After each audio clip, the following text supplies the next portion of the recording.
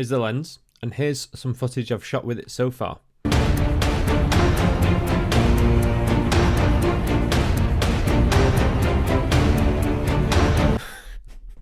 I'm joking, that was of course J.J. Abrams. Here's my stuff.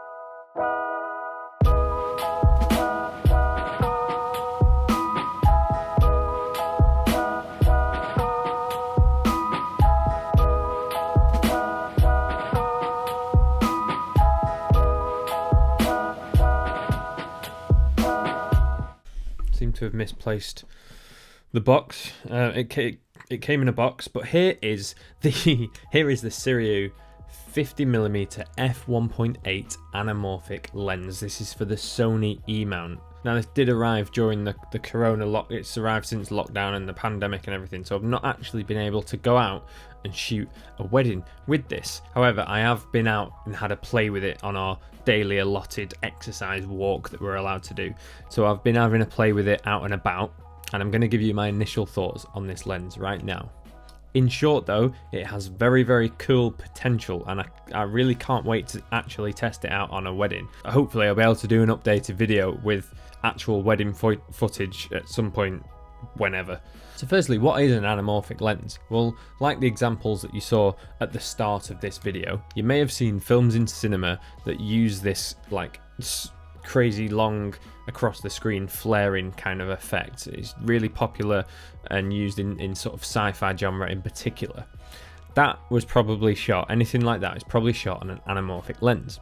And they also give you a really wide aspect ratio, which is again really favoured in Hollywood. Big widescreen, wide aspect ratio to the shot. And what an anamorphic lens does, what this Sirui lens does, is it squishes more scene into the frame, and then in post you stretch it back out to achieve the desired look, the desired aspect ratio.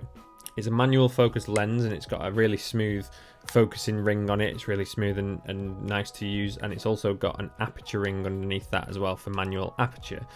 It's nice and weighty, you can really feel it in your hand.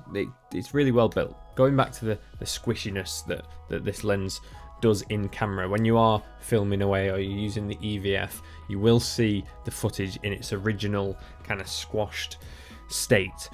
Some reviews and some videographers might say that this is a bit off-putting, a bit distracting to see, and to have your footage looking like this, and to see it at its full potential you should attach an external monitor so that you can see the footage in its intended state. For me, I didn't find it that drastic or that off-putting, to be honest. It does squish your shot a little bit, and everyone looks like they're in a bit of a house of mirrors, and everyone looks a little bit taller and thinner, any subject. But to be honest, I didn't find it that distracting, and I don't personally think it didn't bother me, and I wouldn't recommend, or I wouldn't suggest using an external monitor. I think that's unnecessary. You know, to see those results as they will look eventually on an external monitor, I can see the merits of it, but if you're not, like I wasn't that, but I don't think it's necessary. I'm not that bothered. So let's take a look at the footage. As I said, this was simply out in a field on a walk, and I was trying to trigger that sci-fi lens flaring kind of look, which we all want to achieve with this kind of with using an anamorphic lens. That's what most of us are going for. So I was trying to achieve that sci-fi lens flaring kind of look, which I think does look really nice. And obviously the footage that you are seeing now has been stretched out in post to the full aspect ratio.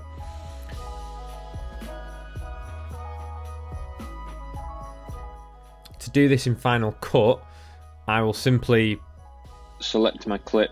I will change the X scale, the scale of the X axis, to 133%. That stretches the clip out, and then all I need to do is just resize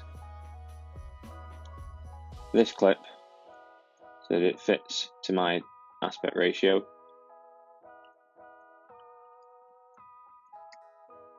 And then you can see it's stretched out to the full shot. I will then apply that to all my other clips by copying and pasting the settings over. Finally, I do want to talk about whether or not this has got a place in wedding filmmaking. Now that is a little bit tricky to say, obviously, because I've not been able to test it out at a wedding. I've not been to a wedding using this, so I can't really say for definite yet. But in theory, I would be thinking about the evening part of the wedding day, after the first dance, the night party, especially with the lens flaring of this and the wider kind of look. It would lend itself really well to the evening party dancing, the crazy night kind of stuff, and it would look really cool, I think, to have that lens flaring appearing on screen whilst you're showing loads of crazy dancing kind of footage. That's where I would want to be using this lens on a wedding, but like I say, stay tuned. I'm hoping that I will be able to test it out at some point at a wedding and do an updated video. One thing that I can say is that it does, as we've said, it gives you that wide aspect ratio, widescreen kind of look, which wedding filmmakers, we're always trying to achieve anyway. I normally add letterbox into my films and crop them so that it kind of mimics a wider aspect ratio look, the 2:35:1. With a lens like this, you don't even need to do that. It does it naturally. You don't need letterboxing, and so you're not needing to manipulate that kind of look. You can achieve it with your lens without having to manipulate it in post. So if you've ever been curious about anamorphics and you really want to scratch that kind of creative itch, this lens is a bargain, around about £600 English pounds. Now your alternative is a proper full-on cinema anamorphic lens, which is going to cost you into the tens of thousands. You know, for most of us is ridiculous. So this is a brilliant option if you just want to give your films that little bit of something extra for your clients, or just for yourself personally, creatively. It's a great little tool to have. Now I will try to test this out fully at some point at weddings, like I say, but until then, those are my thoughts, and I hope you enjoyed this video.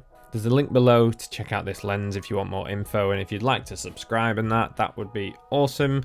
Thanks for watching. I will see you in the next one.